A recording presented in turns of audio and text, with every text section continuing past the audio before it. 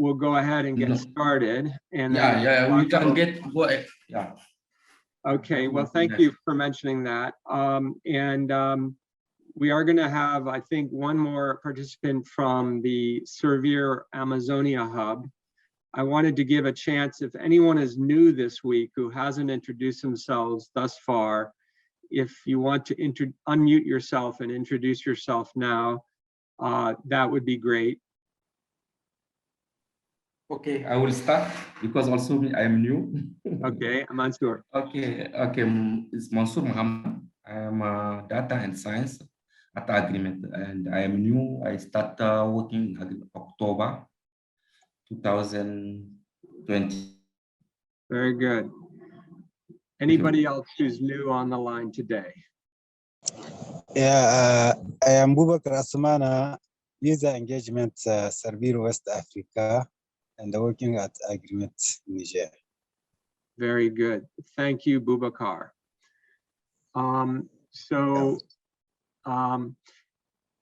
Good to have some new people. Hopefully, hopefully this will not be too difficult for you to jump in. There is a recording of the first week's video of the session last week that I put on a Google Drive and sent around, and perhaps Glory can forward it to the two of you, Mansour and Bubakar, so you can catch up with that later.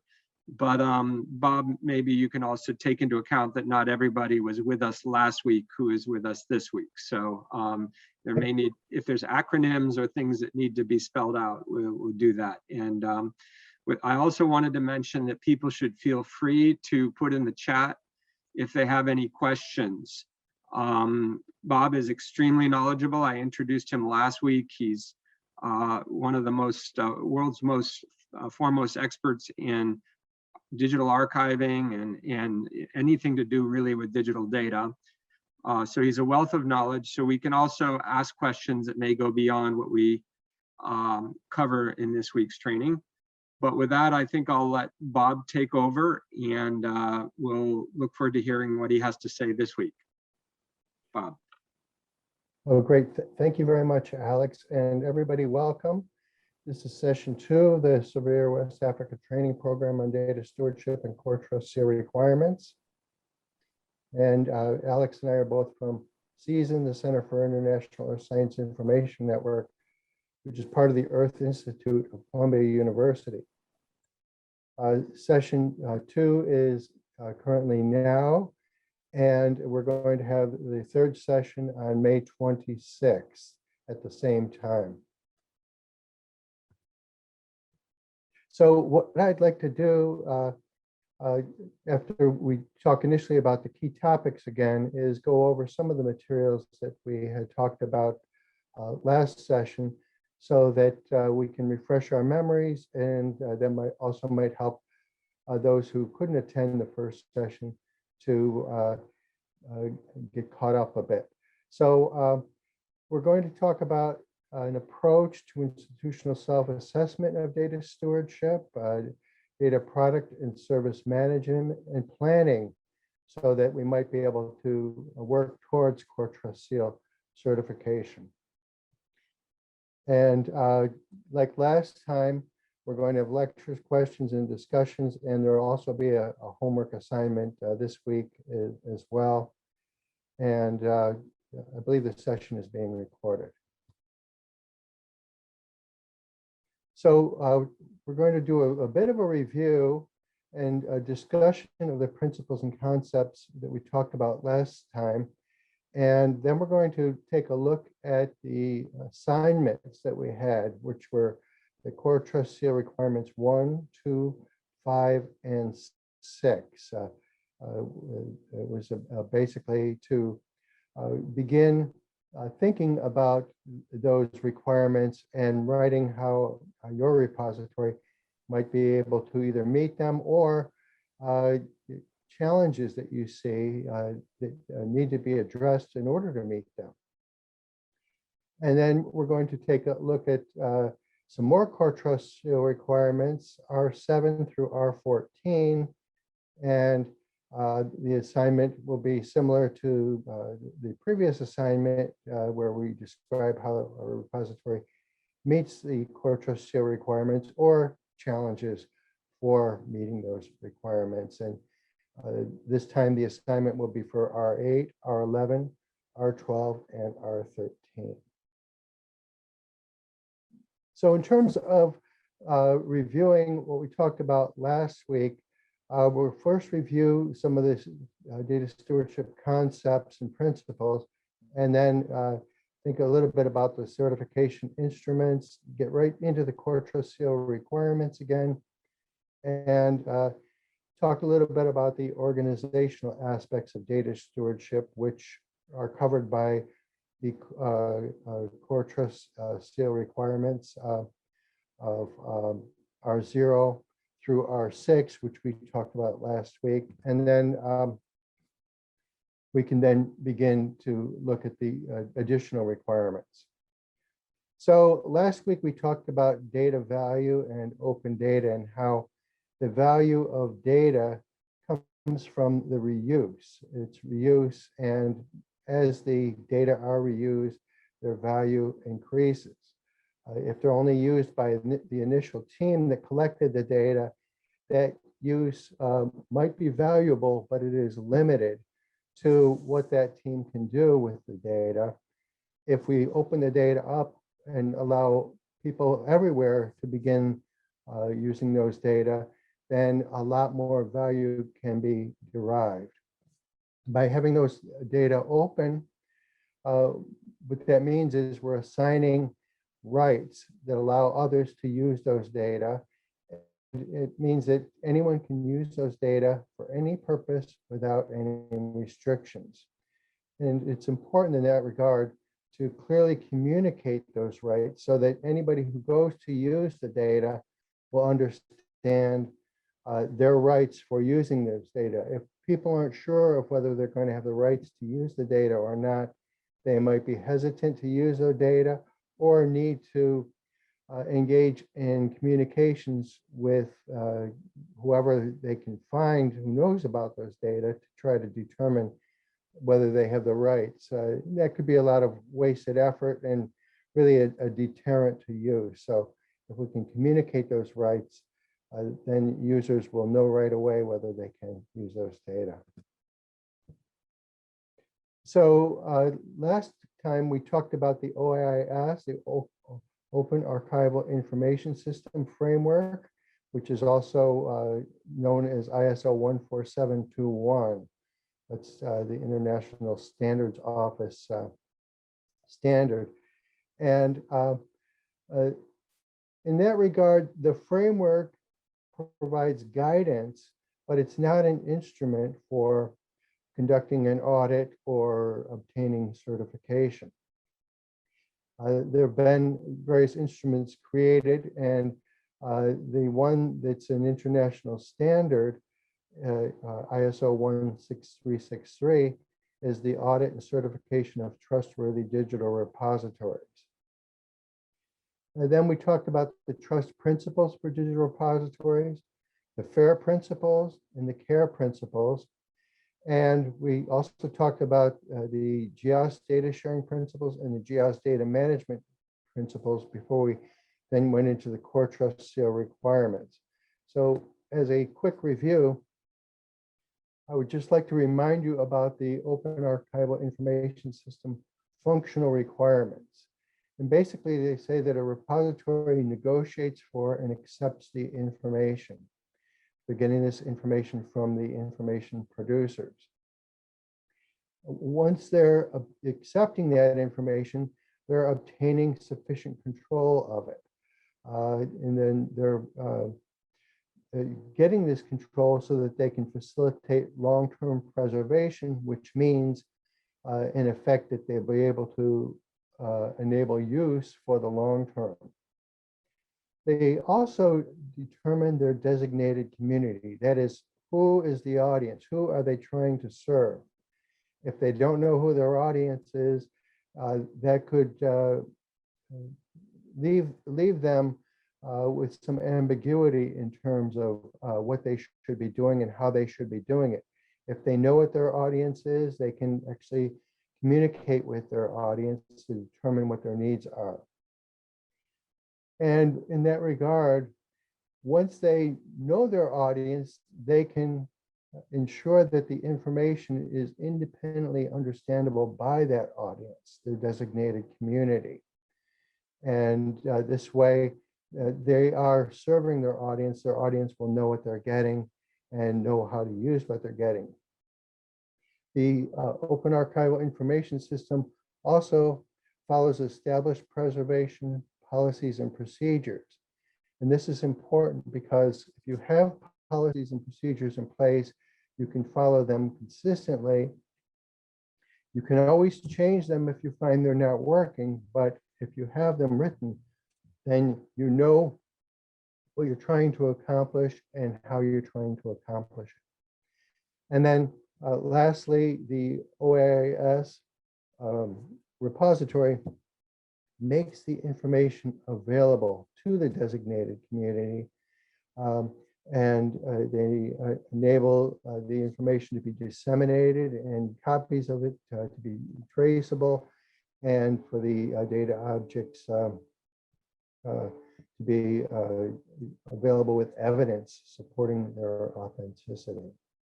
And the reference model for the OAIS is at the link below. That's for free from the Consultative Committee for Space Data Systems, which actually created the OAIS functional framework. So as a quick review, we talked about trust, which means transparency, responsibility, user focus, sustainability, and technology. And these are important because these are the broad issues in a really provided in a simple acronym here to enable us to remember them and remind us that these fundamental objectives are really simple at the heart of it, and we can build on the trust and work with the community to provide data to them. Likewise, we want to provide the data that are fair, that is findable, accessible, interoperable, and reusable, which means that we want people to be able to discover the data. They need to be able to download them or read them with some kind of a software, that the data can be mixed or used with other data in an interoperable manner, and that they're reusable. That is, people can determine whether they can use them, and they will have the tools to do so. And then the CARE principles we talked about for collective benefit, authority to control, responsibility, and ethics. And here we want to make sure that the indigenous communities and communities that are responsible for a particular land will be able to have the say in terms of how their data are used, especially if the data are potentially sensitive or could be used by them to improve their own territories. Remember the GIS data sharing principles, we're just 3 of them. And the simple way to remember these is that with data sharing principle 1, it's open data by default. GIS data sharing principle 2 states that the data will be made with minimal restrictions on use at no more than the cost of reproduction and distribution. And GIS data sharing principle 3 emphasizes that they'll be made, the data and the metadata will be available with minimal time delay. And then remembering the GIS data management principles, there are really 5 categories: discoverability, accessibility, usability, preservation, and curation.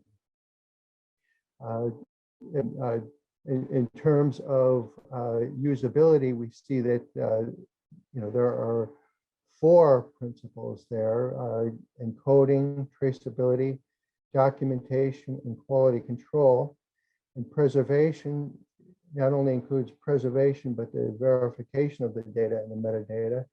And curation refers to the ability to review and reprocess the data and provide persistent and resolvable identifiers.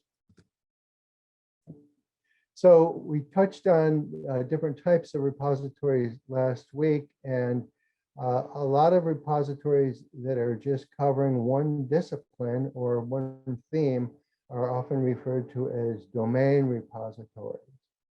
And this could be data and other research-related information that's relevant to that discipline or theme. And often the formats that they provide the data in are reflecting a particular practice that's that of the community. And then the generalist repositories, they work across domains. A very common type of generalist repository is the institutional repository. That's a repository that a particular institution may be running, and it may be that they only serve their institution, that is the members or their affiliates who deposit or need to access the resources in there. What's interesting about the generalist repositories is that they often contain a variety of information types. That is not just data or research related information. They could have slide presentations, all kinds of reports and things that are of interest to the depositors or to others. So they are much broader in terms of their scope in comparison to the domain repositories. And often in that regard, their designated communities are much broader as well. And the depositors themselves, when they're depositing in a generalist repository, they may be choosing the data and metadata formats, and those may or may not be applicable to the various users who try to access them because they are generalist repositories and they're not limited in terms of trying to serve a particular community.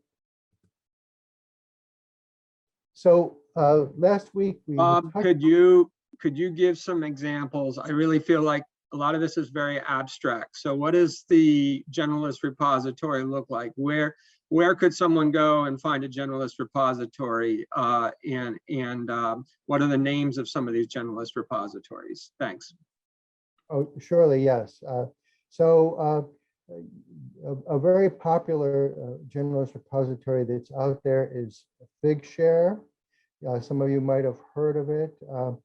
And they serve all kinds of audiences. Zenodo, Z-E-N-O-D-O, is another generalist repository that's out there that's very popular. Dryad is another very popular generalist repository. What we're seeing is some of the different publishers of articles, journal articles, and other publications, they're often becoming affiliated with generalist repositories, where in contrast, the domain repositories are often just affiliated with a particular disciplinary group. It might be a subject matter or okay, so what's a good example of a domain, like, you know, for glaciology, maybe astronomy, geoscience, are those all domain type repositories? Yes, exactly. And if you don't mind, I would like to say that the NASA Socioeconomic Data and Application Center, known as Cdec, is a domain repository that is focused on human interactions in the environment.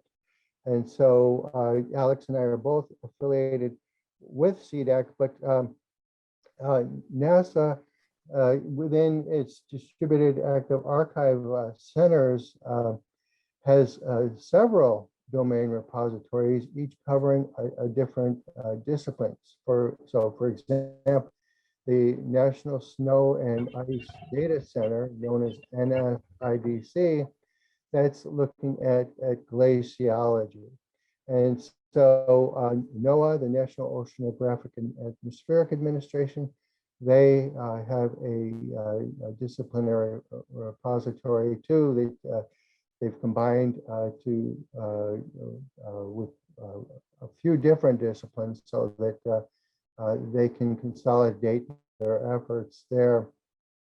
Okay, let me, I wanted to just make a point here for the benefit of those who are working in the Servier West Africa hub, if I may, and that's that there are different modes for operating a data repository. And I think to be clear, when we're talking about data repository, it's more than just showing people that you have data that exists somewhere and that if they inquire, they can eventually get. But the idea is that you actually serve data. That is, you provide access to data that can be downloaded, can be used by your end user community, could be used by other people for analyses. I realize some of the Servier services in a way represent access to data. But at the current time, I think a lot of the Servier member or hub members do not actually serve data. They provide metadata, which is basically descriptors about the data at most. And so one thing I was curious about, Bob, is I know some groups like the CGIAR system, the Consultative Group on International Agricultural Research, of which we have a new member just joining us today, Sylvia Elena, welcome, based at CIAT. ICRISAT is also a CGIAR center. IMI, we have quite a number of different ones, CIMIT. These are all collecting data and they're actually distributing data through something called Dataverse. Now they're domain specific, but they're using a general tool. So I'd be curious to know if someone wanted to use a tool such as Dataverse to set up a domain-specific repository versus, as opposed to, say, an institutional repository. And I know there are universities that are using Dataverse as a tool. University of North Carolina and others. Harvard is a notable one because it started at Harvard. But there's also these domain-specific repositories that are essentially using Dataverse as the backbone for all of their data archiving. Would those qualify for CoreTrustSeal certification using, as it were, an off-the-shelf product that essentially provides a lot of the services that are needed in order to run a data repository? Thanks, Bob. Over to you. Oh, thank you very much, Alex. And also, I would like to welcome Sylvia Elena. And so, yes, when we talk about Dataverse, I refer to those as platforms.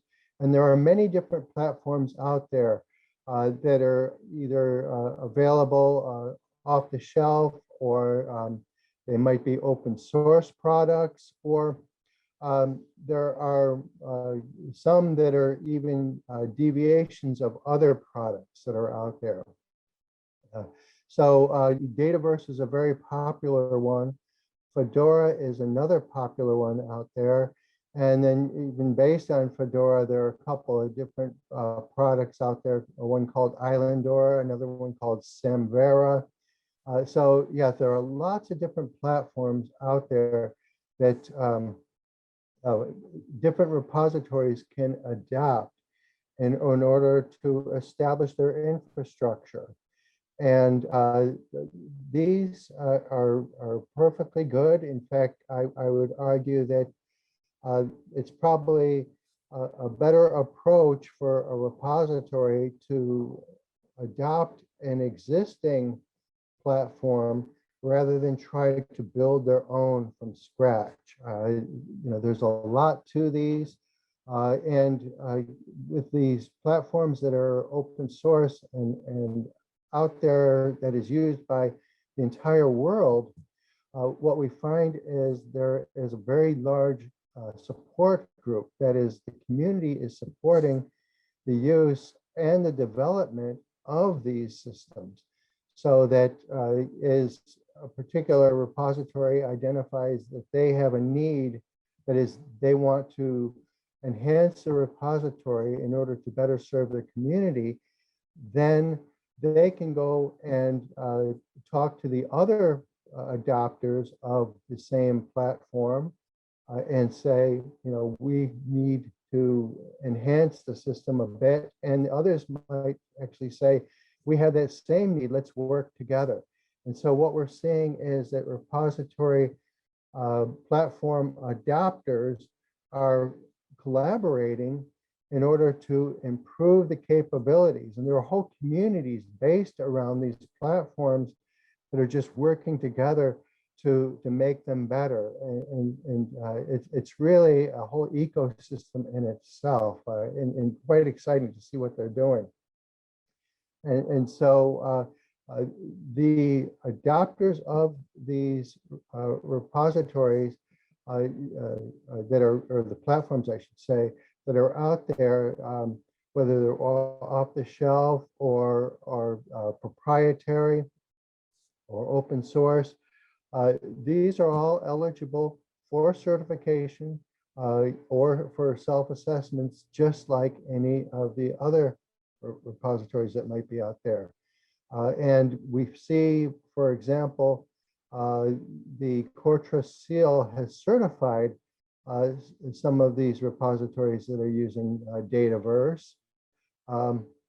They have certified repositories that are using Fedora and its variants and other platforms that are out there.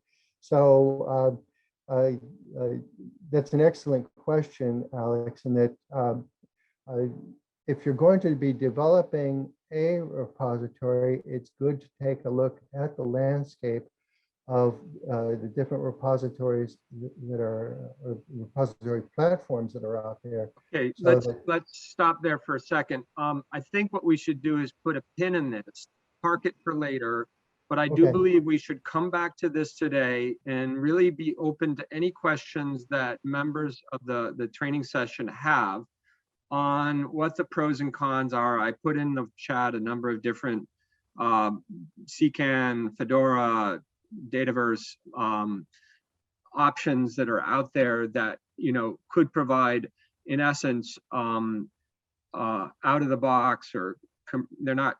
Some of them are open source, some of them are commercial, off the shelf. I'm sure there's charges for each of these, and some of that we could maybe discuss as possible avenues. I know some of the Servier networks are using GeoNetwork.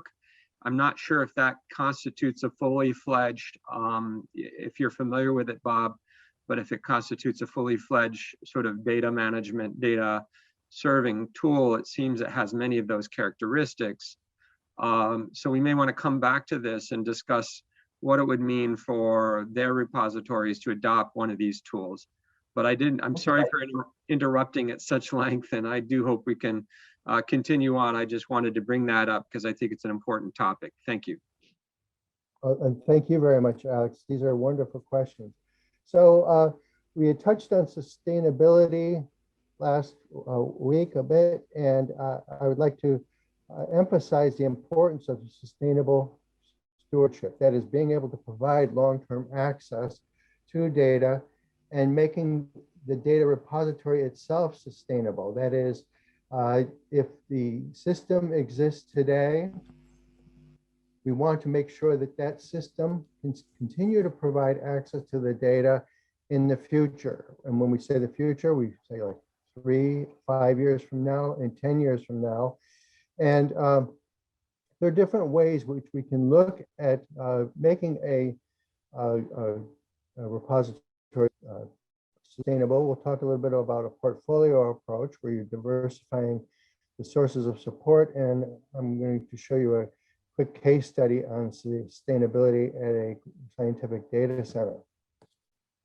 So since data are valuable assets and we need resources to be able to collect the data, and these data are often irreplaceable and they have value, we want to be able to provide access to them for a long time. The longer we can provide access to them, then the more value they can have for use. By having sustainable stewardship, we can enable scientific reuse and can curate the data so that the users can actually get the value from the data.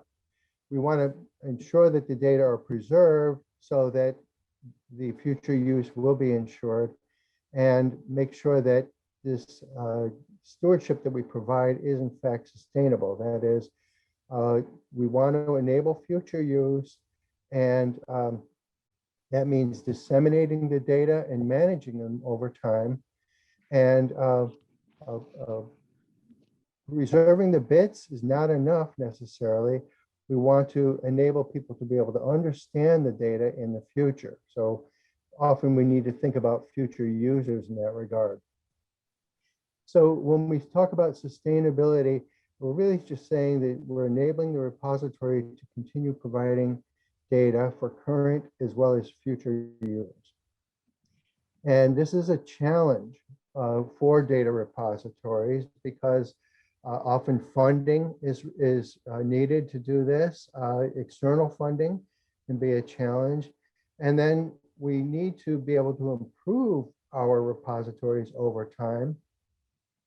And often we can get funding for a particular improvement project. However, it's difficult to get funding just to maintain operations at times. And so we have to ask the question, how can data repositories plan for organizational sustainability? One way to look at this is through the portfolio approach, where we can look at, for example, discrete revenue streams, where we can get specific sources of funding from different activities. So those could be from fees or subscriptions, grants and contracts. We might advertise or have sponsors that support our repository. Or we could get donations or endowments from sponsors, or obtain some kinds of subsidies. And these could be either supporting our current business model or part of our long-term business model. That is, how we see we're going to sustain our repository in the future. Another way to look at this is through cooperative models. And these might be working with your institution, that is getting commitments from your institution, or having a network of others that you work with who are going to help to support your activities. And the support could be through funding, but it could be through other means, such as in-kind support, where they contribute to the development or the operation of your repository. We also see through cooperative models commitments from a whole community of stakeholders. And these could be, if it's a domain repository, the community that is being served by the repository, and they might offer commitments to either provide funding in the future or currently, or provide the in-kind support. And then there could be incentives from funders as well, where funders are interested in seeing the repository serve its community, and they continue to support that. And so here we see this typology where we can look at the discrete revenue streams versus the cooperative models, and look at either they can support us in terms of how we're operating now, or they can support how we're anticipating our future to be supported. So an example is the Socioeconomic Data and Application Center, in which Alex and I are involved. And this is an excellent opportunity for a case study on that. So looking at the NASA Socioeconomic Data and Application Center, known as Cdec, it is one of the distributed active archives known as DACs, and that's part of NASA's Earth Observing System and Data and Information System. As I mentioned, that focuses on human interactions in the environment. And there we develop freely available data products and services, and maps as well. The CDEC data are regularly cited in peer-reviewed journals across various disciplines, and their maps are often seen in magazines, textbooks, newspapers, and online media, and even television.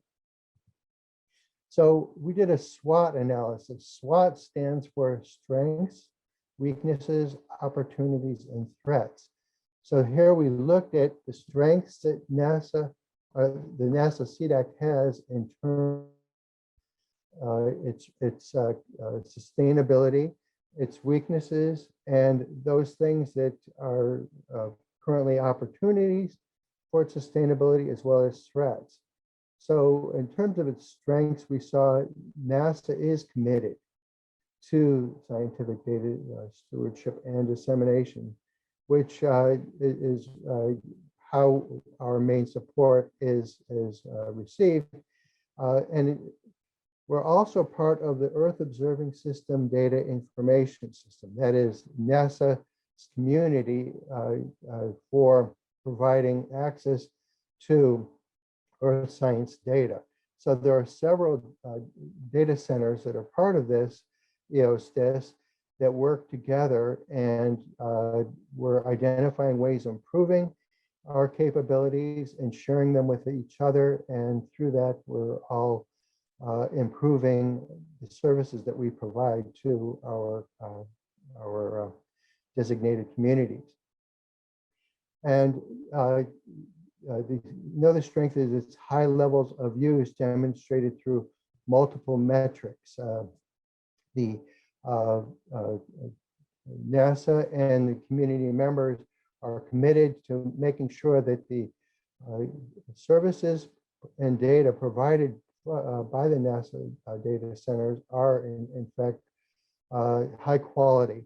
And so we're all working towards that goal.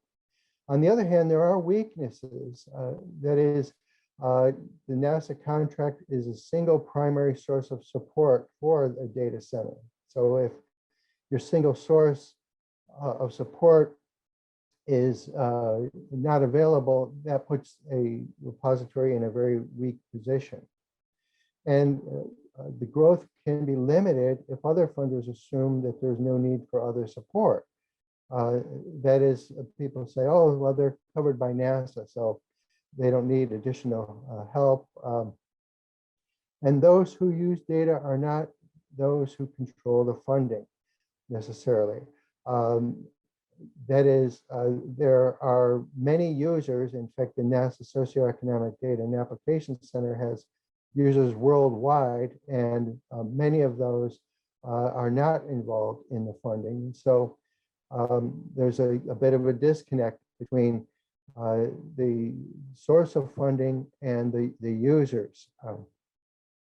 And then in terms of opportunities, We see that there are new data management technologies and approaches that are being made available all the time, and that's an opportunity for us to improve. We can engage in partnerships with external communities on new data and develop products and services. And we can find potential funding from non-traditional sources. So there might be a new grant opportunity, for example. And then there are also threats to the sustainability of Cdec.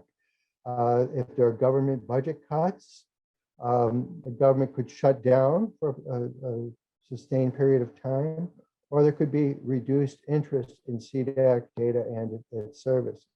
So that's a SWOT analysis. And by putting together a SWOT analysis, a repository can assess these strengths, weaknesses, opportunities, threats. Looking at this portfolio approach for this NASA Socioeconomic Data and Application Center, Cdec, we've identified some of the things that we're currently doing in order to sustain the repository. And these fall under both discrete revenue streams and cooperative models. So, for instance, under the discrete revenue streams, we see grants and opportunity. And under cooperative models, we have institutional commitments. So we work with Columbia University, the libraries at Columbia University, the Earth Institute of Columbia University. And through these commitments, we're able to improve our capabilities. And looking at the long term, though, if we cannot rely on grants and contracts, we would have to just look at other sources of support. And in that regard, we've identified institutional commitments as a strong source of support, as well as commitments from stakeholder communities. That is, we serve lots of communities and they are interested in ensuring that we can continue to serve them over time. So when you say institutional commitments, do you mean the Columbia University library system or something else? I'm not clear what that is. Yes, but great question, Alex. Yes. So the Columbia University library system is one type of institutional commitment that is in working with them over time. We've found that the libraries has been very helpful for us. We've shared information about new capabilities, new opportunities for developing our systems. And also the Earth Institute, of which CIESIN is part of, that's like a school. And in fact, the Columbia University Earth Institute is part of a climate school that's just starting up right now. That Earth Institute is providing cooperation with us. We're coordinating with them. There are experts within the Earth Institute who are familiar with the types of data that we access and provide access to. And some of them even contribute data to our data center. And so they're interested in our survival over time, just like the libraries are. And so they work with us in order to help us to improve our capabilities for the long term. Okay, so another, I think just as a placeholder again, and I think you may need to speed things up a little bit to keep going, but just as a placeholder, because I do want to have discussion around some of these things. I think that each of the data centers represented here, the various hubs of Servier West Africa, as well as those at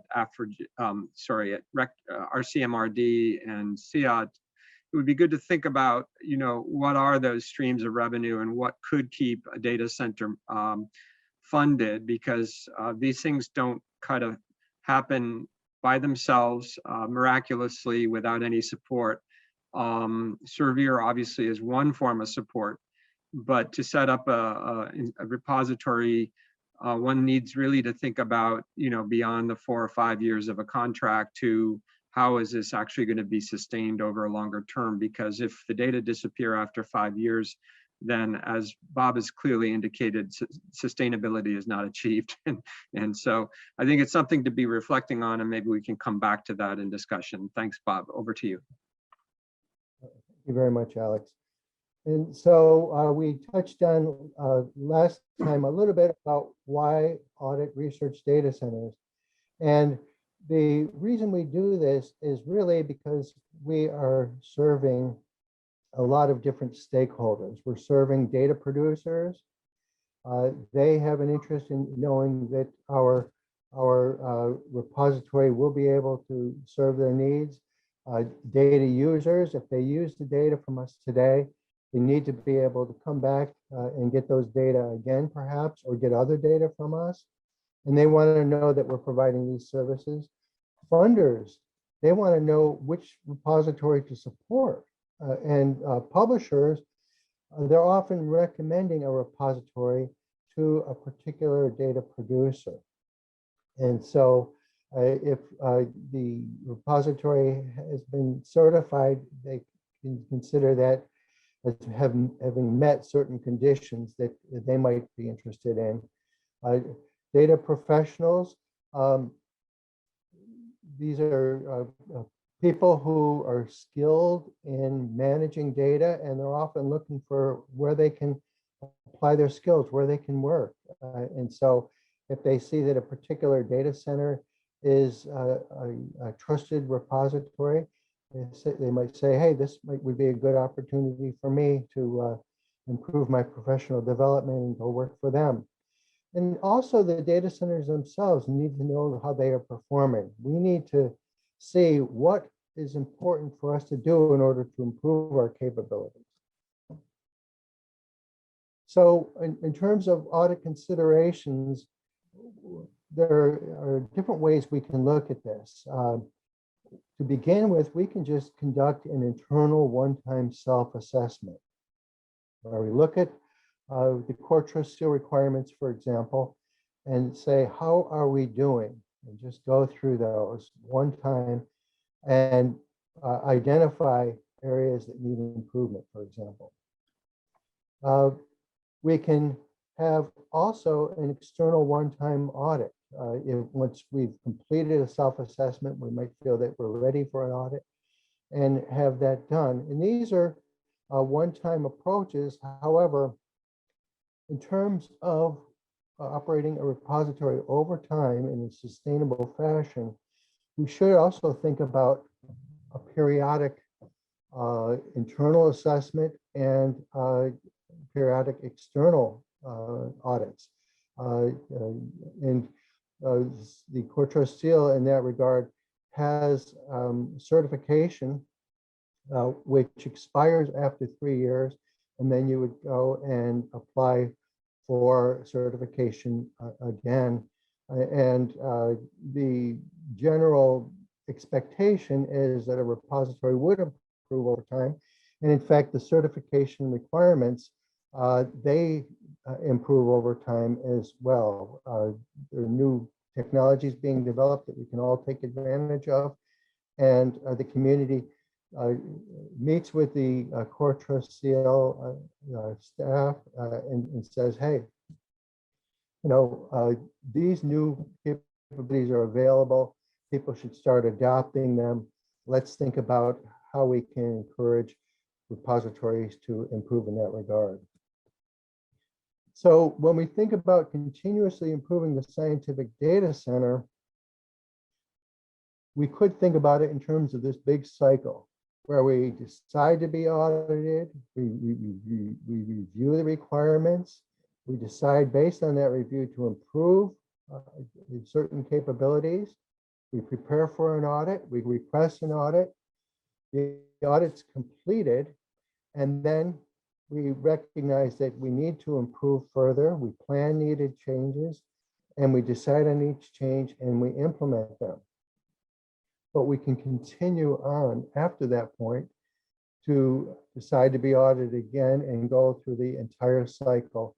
And this can be an ongoing process of continuous quality improvement of the repository. So last week we talked a little bit about the reason why we would engage in the use of the CoreTrustSeal certification requirements. And basically, we want to improve our capabilities. We want to conduct a self-assessment, identify where we can improve, and ideally prepare for certification and apply for that so that we might be able to receive that certification and work to improve our repository over time. So last week we talked about requirements, CoreTrustSeal Requirements R1, R2, R5, and R6, as well as others that focus on the organization and governments. And we had assignments associated with these. And so for review, CoreTrustSeal Requirement 1 focused on the mission and scope. And the idea here is to have a mission statement and to identify the approach that the organization is going to take towards preserving and providing access to its data. But that, from an organizational perspective, that mission statement should be approved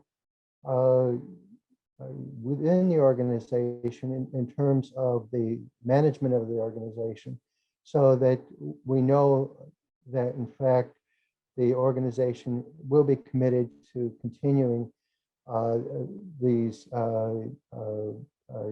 different activities to fulfill its mission over time. So we received a couple of assignments, one from Eugene Brown and one from Glory Anurufe, and I hope I'm pronouncing that correctly. So you can see that Eugene said for CoreTrustSeal Requirement 1, the main aim of a data repository is to ensure the accessibility and preservability of any data that will be stored in it. And SERVIR has therefore chosen to store its data on Amazon Web Services because it is easily accessible, easy to configure, and also has proven to be secure. And Glory has provided for AFRIGIST as an academic institution in Earth observation. We manage a lot of data. One important system is the library management system, where data preservation is important to avoid redundancy and facilitate research. The system is made of a repository that gathers students' projects, information, and data, most essentially Earth observation data. The system is managed by the library unit with technical support from information and computing technology unit with various access levels. But here we have two examples of how R1 might be met. And so these are great starts, both of these, and we see a couple of things in here that are quite interesting. For instance, the SERVIR is using Amazon Web Services. So often that's referred to as the cloud.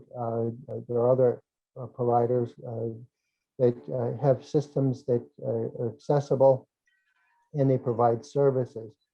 And so this certainly helps a repository to facilitate use, and we can build on the services that are available from cloud providers such as Amazon Web Services. Similarly, AFRIGIST is working with others too. And so here we see a cooperation between the library unit and technical support being provided by Information and Communication Technologies Unit. And so this is great to see that both of these repositories are working with others in order to facilitate their mission and scope. And I think this really goes back to our discussion about sustainability. By working with others, they can leverage the opportunities that have been developed by others and continue to work with those groups in the future to ensure that the repository is sustainable. Moving on to R2, remember that the repository means all applicable licenses covering data access and use and monitors compliance. And this is done through license agreements, conditions of use, and documentation of any measures that might be taken in terms of, say, non-compliance. So we have assignments submitted again by Eugene Brown and Glory and Rupe.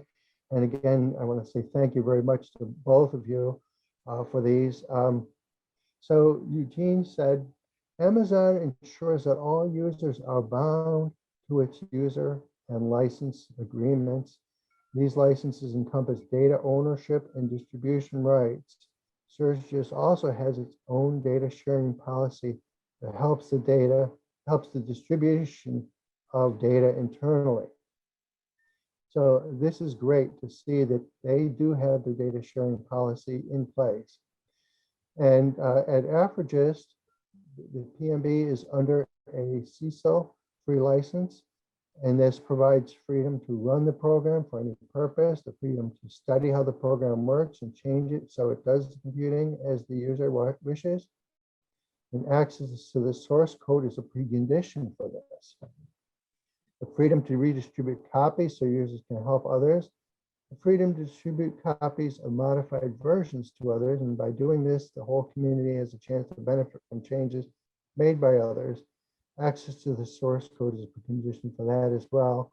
And lack of documentation and demand of more customization is a challenge. And I think to that effect, I think it's a challenge for every single repository. We can improve our services and improve our services over and over again, but we need to document how that's done, what the implications are for the users, and as well, look at how we might be able to enhance our capabilities to further support the user community. So these are both great examples and good starts for R2. Moving on to R5, organizational infrastructure. The repository has adequate funding and sufficient numbers of qualified staff and manages through a clear system of governance to effectively carry out the mission. So here, responses should include evidence related to being hosted by a recognized institution so that it can ensure long-term stability and sustainability to its designated community. And that has sufficient funding, staff resources, IT resources, and a budget for attending meetings regarding professional development, for example. And this should be for at least 3 to 5 years. And the repository ensures that its staff has access to ongoing training and professional development, range of depth of expertise in both the organization and its staff is appropriate to the mission. So here, Eugene Brown said that Amazon Web Services has qualified professionals who ensure that data kept on the web services are well preserved and protected, yet easily accessible. They also have a lot of hands-on materials and resources available that help users to manage data on the infrastructure. We leverage on the strength of Amazon Web Services to build the capacity of our staff to ensure that our data is appropriate. So this is great to see that their organization is leveraging the cloud in order to improve its capabilities and ensure that it can provide the services that are needed by the community. And then at AFRIGIST, the staff is competent to handle a repository, but there is inadequate funding and training. And this is great to see that the challenges are recognized. And every repository has these challenges, funding, and the need to continue to provide professional development for the staff. You really can't get enough training, and it's important in that regard also to have cross-training within the staff. That is, if a particular staff member is, their duties are related to providing a particular service, it's good to have not only that member of the staff trained on those capabilities, but others as well. This way, if that staff member becomes ill, for example, or retires or moves on to another position somewhere else, or is even promoted, there are others who can begin to take on such roles. So this is really great to see these responses, and they're an excellent start on requirement 5, organizational infrastructure. Looking at Can I just intervene, going back to that slide? So for Eugene, I guess if he's on, I hope he is, or anyone from Sergius, is Servier paying for the Amazon Web Services that you have in place, or is it some combination of other project funding? I'd just be curious how that is actually being handled. Okay, so thank you very much. What I want to say is, yes, it's a combination of things. Servier gave Sergius a Socrates server for data storage. And so we have that, which is Socrates also built on, it's an Amazon web service. It's built on Amazon Web Services. And so we have the Socrates, which was given to us by Servier, and Sergius on our own. We have our own Amazon cloud systems where we host our data. Thank you. Thank you, Eugene. Thanks, Eugene and Alex. Looking at CoreTrustSeal Requirement 6, expert guidance, the repository adopts mechanisms to secure ongoing expert guidance and feedback, which could either be in-house or external, and that could include scientific guidance if relevant. So responses here could include evidence related to having in-house advisors, an external advisory committee or external advisory board, for example. And here you would want such a board to be populated with technical, curation, data science, and disciplinary experts. That is, a repository needs to have a variety of skills in all these different areas. And so we need guidance in all these different areas.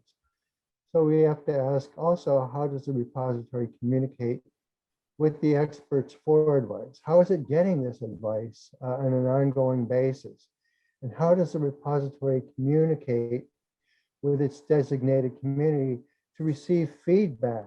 That is, we all need to know how we're doing so that that can help us to better serve our communities. And regarding our 6 expert guidance, Sergius has a team of data managers and administrators, as well as data analysts, whose duty is to ensure that all data produced serve its purpose. And at AFRIGIST, they have an in-house advisor within the Information and Communications Technology Unit. So both of these are great starts in terms of expert guidance. I think in both cases, though, we need to start thinking about external guidance that can be obtained. Often we can establish a committee that is reflecting our user community. If our user community is being served by the repository, they might be more than happy to help the repository to improve its capabilities. And when we talk about developing an external committee, since these would be volunteers, generally speaking,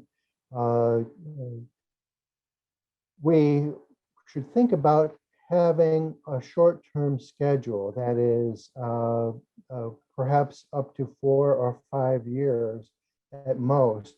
This way, they don't have to commit to serving on the external advisory committee for the rest of their lives, for the rest of their careers.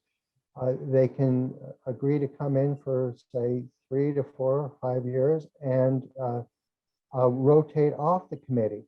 And also by doing this, if we have different expertise represented within the committee, we can have different experts coming in and out of the committee over time. That is, have staggered schedules of joining and leaving the committee so that we have continuity.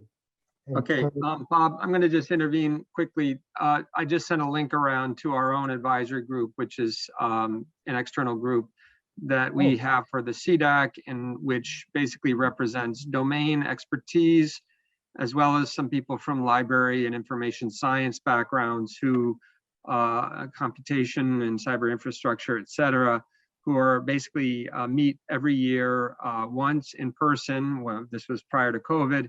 And then once also via telecon. And so I just sent the link in case people want to look to see. It also represents some NASA constituencies, people with remote sensing background and that sort of thing. So these are the kinds of people one might look for in country to be an external advisory group for your particular data centers. Over. Oh, great. Thank you very much, Alex. And so we have selected quotes from certified repositories also that I would like to share with you quickly. So the Roper Center was recently certified using the most current CoreTrustSeal requirements. And I'll just say here, the Roper Center's mission statement is released under the authority of the Roper Center Board of Directors. And then they give you a link to the mission statement. Another one is the Odom Institute, which actually is a Dataverse repository. We talked about Dataverse earlier when we were talking about different platforms. And the Odom Institute, they actually quote from their mission statement saying it's to provide trusted long-term preservation and stewardship of research data assets to broaden scientific inquiry, promote research reproducibility, and foster data fluency now and into the future. So these are the kinds of responses that some of the certified repositories have provided. Looking at R2, we see some additional responses. The Roper Center gives a link to its sample data provider agreement. And the Dataverse terms of use are described here, where users who submit data materials to UNC Dataverse must license a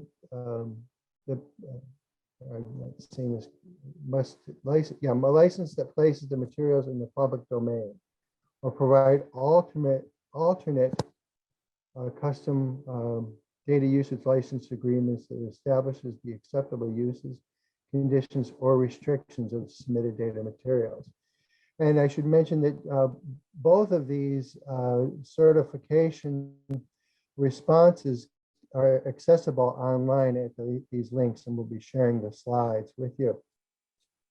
We have a couple of quotes from repositories on R5 organizational infrastructure.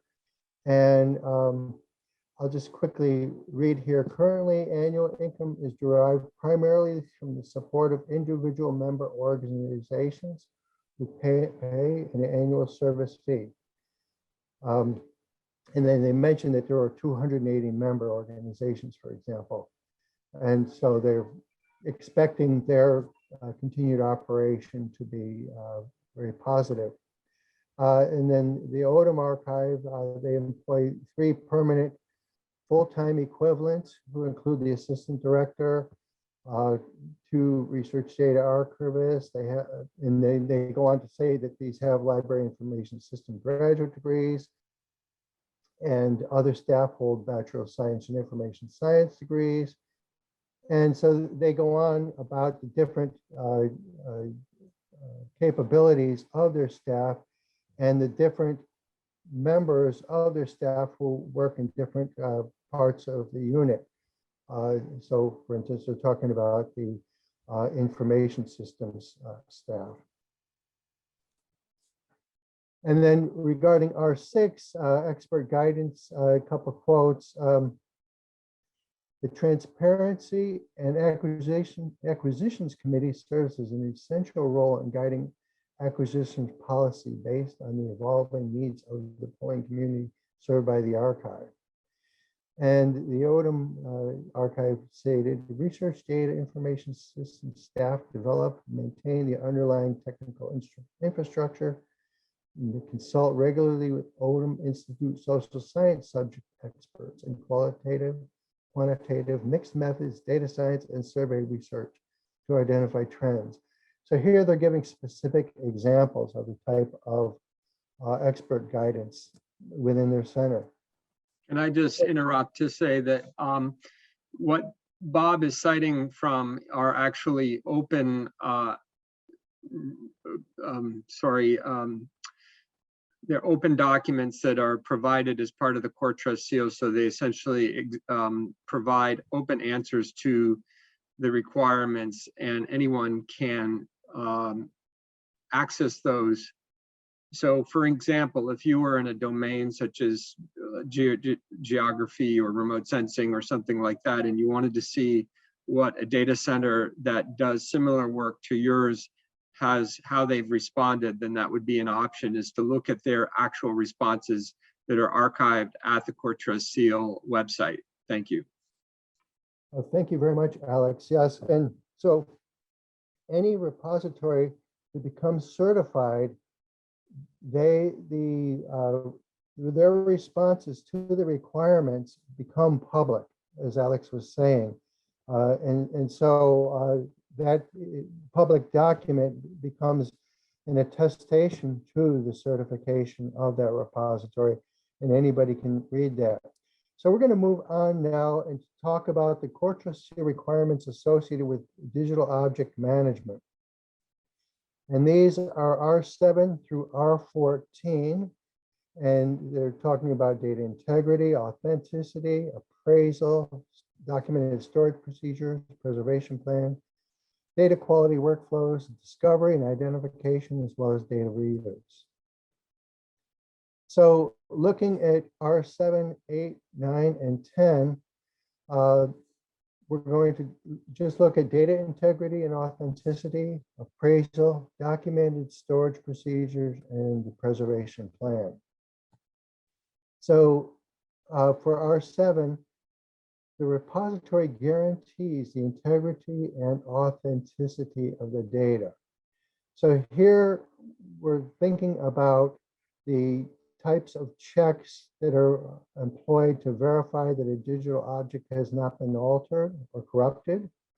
And an example of these would be Fixity Checks. These are basically a signature that is derived by parsing the data with a program. A software program is written, is executed to parse the data, and it derives from the data a signature file, if you will. And that signature file can be compared to a signature file in the future to make sure it's the same data. Also, version control is very important here and uses an employment of international standards and conventions. Responses also should include evidence related to the following. Does a repository have a strategy for data changes? Are data producers made aware of the strategy? Does a repository maintain provenance data and related audit trails, for example? And what about links to metadata and other data? What does provenance mean, Bob? Oh, yes, and we had touched on that a little bit last week. So when we talk about provenance, we're talking about the history of the data set. So here we mean how the data were collected, who collected the data, where they were collected, when they were collected, any processing that took place on the data since they were collected, the handling, the chain of custody, if you will, that is who handled the data initially. We would presume it's people involved in the data collection, and then they might have passed the data on to others who then process the data. Those data then might have been passed on to a repository. And we would like to see all of this so that we know what happened.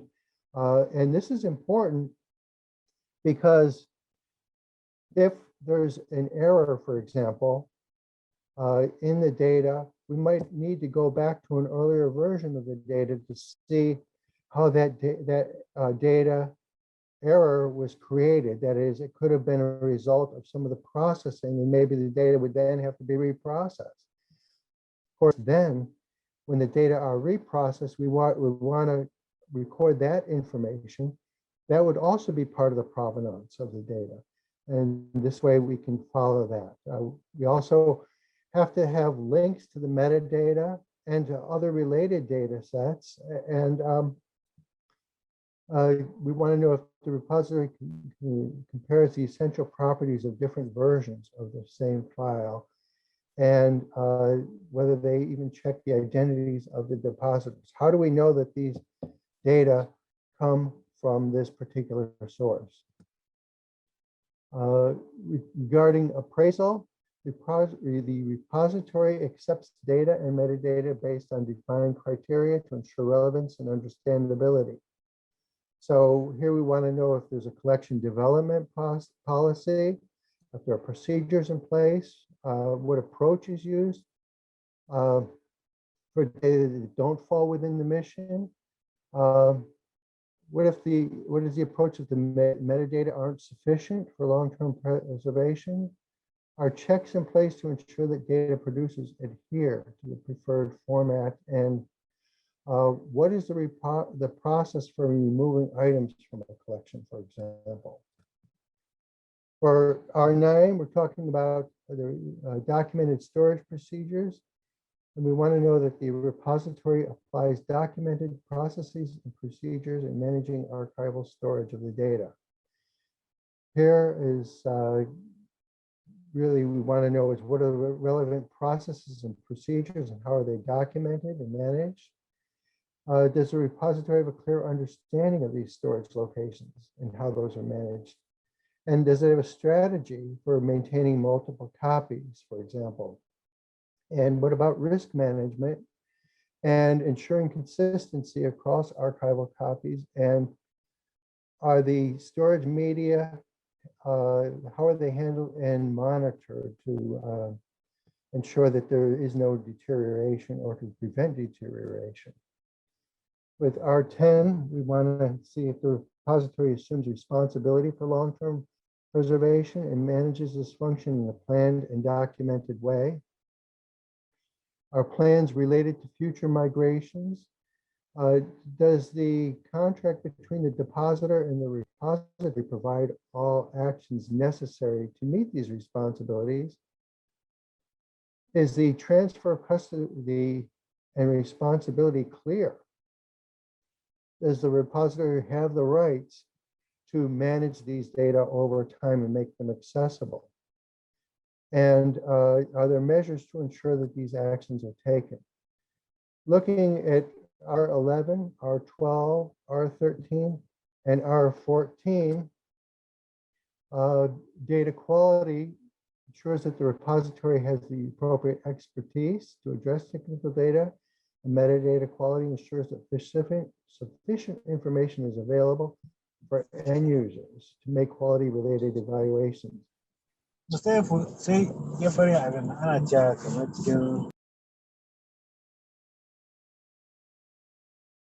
I'm sorry. Okay. I muted the person. It was just someone was on a phone, I think. So go ahead. I see. The repository needs the ability of the designated community to comment on or relate to or rate data and metadata. And we want to know whether citations to related works or links to citation indices are provided. In terms of workflows, archiving takes place according to defined workflows from ingest to dissemination. So there has to be workflows in place,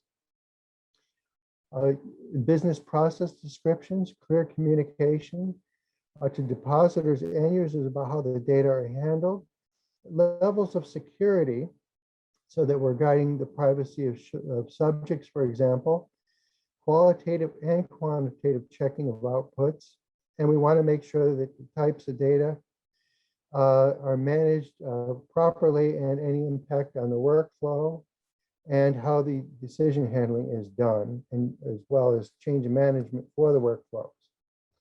In terms of data discovery, the repository enables users to discover the data and refer to the data in a persistent way through proper citations. So here we ask, does the repository offer search facilities?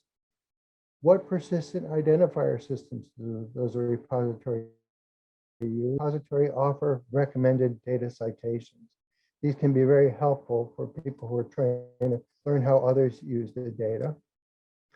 And then R14 data review states that the repository enables reuse of the data over time, ensuring that appropriate metadata are available to support the understanding and use of the data. So here we ask, which metadata are provided by the repository when the data are accessed? Are data provided in formats used by the designated community, for example? And what formats are these, and are measures taken to account for the possible evolution of formats? So for the assignment, just like last week, what we would like to do is assess your data repository in terms of each of these requirements, 8, 11, 12, and 13. And please try to provide these by May 21st. The links to the requirements will be provided, and I'll be sending out an email with those as well, just like I did last time, so that everyone will have that information at hand, and we'll also be distributing the slides. Did you want to add anything else, Alex? What I'd like to do is suggest that for those who want to stay on for a few minutes, so Bob will be sending around the assignment, and he'll send it to Glory, who will send it to the group, and everyone will have access to the assignment. But I'd like to get a sense from the group if there's questions that haven't been answered in the chat, if there's topics that were addressed today that you either don't fully understand or want some clarification on. If you want to come back to any of the topics we brought up earlier, such as financial sustainability, some of that was addressed in the chat, but there's more obviously to be discussed there. The potential use of open source or commercial off-the-shelf, or COTS as we call them, technologies for standing up a data center using Dataverse or CCAN or Fedora or GeoNetwork. Any of those topics are fair game. So if you would like to raise any of those questions or have any discussion, this would be a good time to do so.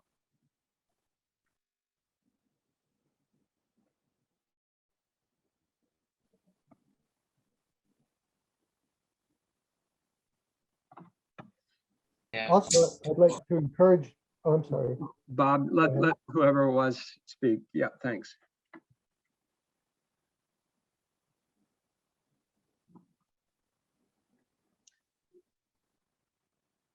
Sorry, someone was about to speak, but we might have cut him off or her off. Does anyone go ahead? Hello. Yes, yes, Hi, Sylvia. everyone. Yes, thanks a lot. I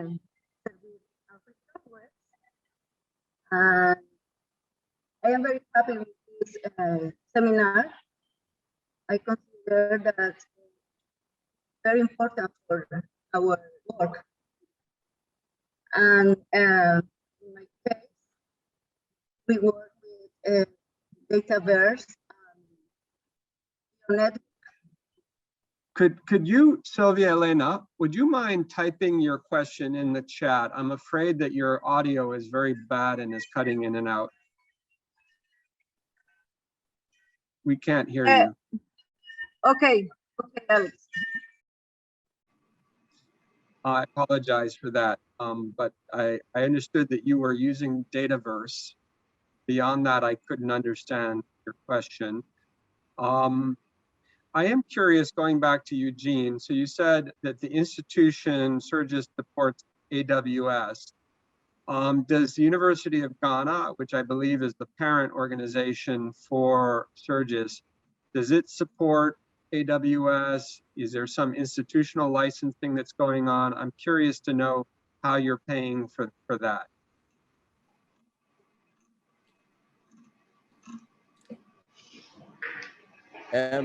Alex, please, can you come again? I didn't get what you said. Yeah, I was asking if the University of Ghana or there's some other mechanism that is helping to pay for the fees to keep an AWS access and servers in place.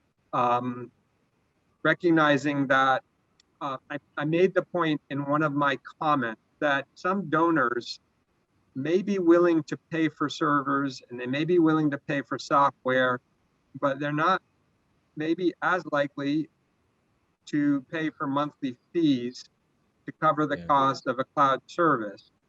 And this is an issue that I've seen in some other regions, and I just thought that maybe you would have some insight into how you're paying for the AWS servers that you have. Thank you. Okay, so thank you very much. Currently at SERVIR, we pay for them internally, and previously we worked on some projects which we had to host online, and so the project required that we set up the AWS infrastructure. So they provided the funds, the seed funds for the startup. But then after it is SERVIR, because we have our personal apps on it, so we take care of the monthly subscription ourselves. How would you compare managing AWS servers to managing your own in-house servers? Do you have a sense of what the relative labor and expertise is it's required to manage, say, AWS servers versus an in-house server? For some time now, we've been thinking about having an in-house server. We think that even though the cloud server is easy to use, and because of its pay as you go, or if I should say that, because of it, so you use what you pay for what you use, and that is a bit of an advantage. But we also believe that an in-house server would be a very good option to go for, because with that we have something that we can always rely on, and so we've been thinking about, building capacity in-house for an opportunity like that. Very good. Have others had experience using any out-of-the-box services such as GeoNetwork or Data Server? I'm just curious. I know Sylvia Elena, you started talking about Data Server, and I know it's complicated, but if you're able to write something in the chat, that would be ideal. have others in West Africa or in East Africa had experience working with one of these packages?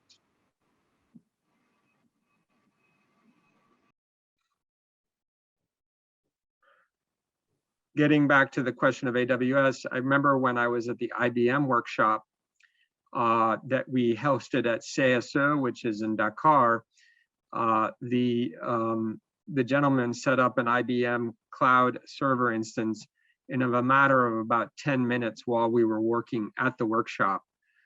It was so simple to do because it's essentially, I mean, if you know what you're doing, obviously it may be a little more complicated if it's the first time, but you know, it certainly proved to me that the option of using cloud over setting up a full hardware and software infrastructure in your own environment, having to climate control that environment, having to do everything to maintain it, ensure internet connectivity in regions often where internet connectivity is not so strong, the comparison seemed quite clear to me that using cloud was a very good option.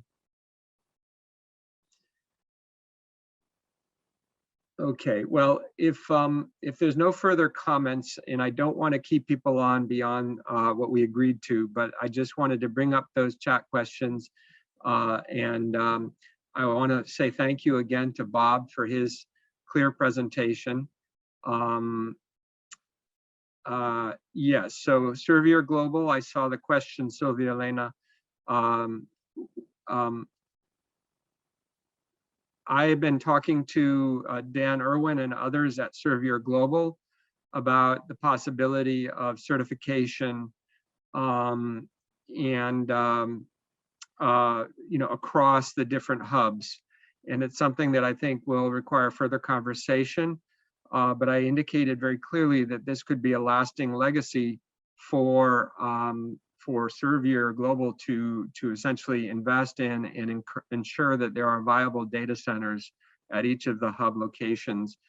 Even if Servier support, God forbid, if that were to end at some point, the ability to archive and keep data and to disseminate the data and preserve them long-term will be something that will be a lasting legacy and would allow each of your centers to raise more funds in the future. I'm pretty confident that if you had an operational data center, that you would attract additional donor support for the work that you're doing, as well as project support, because having an operational data center is something that is very relatively rare in the developing world. Lastly, Sylvia Elena points out that they have 8 data sets in GeoNetwork, so that's a good start. I think with that, maybe we'll close. Bob Downs, did you have any last comments to make? I just want to remind you that the assignment would be ideal if I could receive them by May 21st. And I also want to take this opportunity to thank all of you for your attention and for your comments and questions. This has been a great discussion, and I'm looking forward to receiving your assignments and to meeting again with you for our last session, our third session on the, I guess that's the 26th, yes. Okay, I see Anastasia Wahome raised her hand, so maybe we can take her question before we get off the line. Yes, please. Yes, thank you so much, Robert, for the presentation, and Alex. And I think I'd put in the chat that we use GeoNetwork open source, but we also have other softwares that we use. For example, we are using the ArchGIS Online also to disseminate some of our data. And to a small scale, we also use AWS Cloud. And the reason why we find the cloud a bit restrictive is because of the monthly bills. Sometimes they can get too high, especially if we try to process the data online. And so I think, as you highlighted, the issues of funding are quite prohibitive. But I think we've been trying to implement kind of a project-based funding system where every time you get a client who wants some work done, we include a component of data management costs.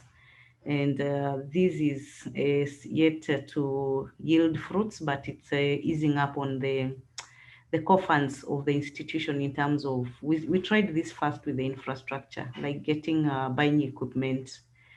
If you leave the whole funding to the institution, it might become too much and too heavy. But if each project contributes a small amount, then gradually you're able to build enough capacity. So we are looking at the same efforts in terms of the data management. So we do have a data management policy in-house. And we are also we've started efforts on looking at quality assurance, quality control and quality assurance in a bid to have, if possible, ISO certification, the 19157. And this is quite a tough effort, but looks very promising if it happens. So my question is, I've looked at some of the requirements for the CoreTrustSeal and seen that if, for example, we are able to get the ISO certification, it would serve, I don't know, several of those requirements at a go.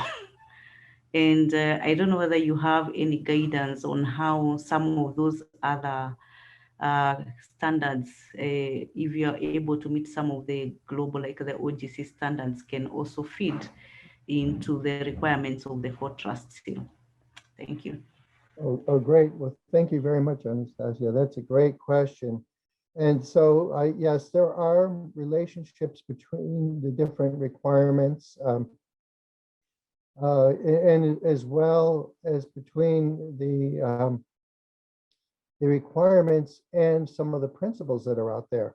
And we've seen some different efforts to match these to each other. And so there are some similarities between the different standards and requirements that are out there, but they're not identical to each other. I should say that ISO 16363, for example, that has 125, I believe, requirements. That's a lot of requirements where CoreTrustSeal just has 16. And so there is some overlap between the CoreTrustSeal requirements and ISO 16363. But as you might expect, it's not complete. The reason that there are not more requirements for CoreTrustSeal is that this is already a lot of effort for many repositories. And we want to give repositories an opportunity to get started with these requirements. Yes. So, sorry, Bob, to interrupt. I just wanted to say that I think that probably the CoreTrustSeal is a better entry point for repositories that want to be certified. Then going for ISO, I would say would be kind of, would you agree, Bob, that stepwise that might make more sense if you're really serious and want to go further, that you would start with CoreTrustSeal and then move on? Yes, CoreTrustSeal is a good place to start, and it also improves its requirements over time. And I know we are looking at the differences between some of these requirements in our assessment of the CoreTrustSeal and how we might improve that over time as well. Great. So I think with that, that was a great intervention, Anastasia, and I'm so pleased to hear that RCMRD is making headway in this area, undoubtedly because of your commitment. So with that, I think we'll close today's session. Bob will send the assignment to Gloria, and Gloria will forward it to everybody, and we'll look forward to receiving it. Remember that next week we're taking a break. There will be no session next week.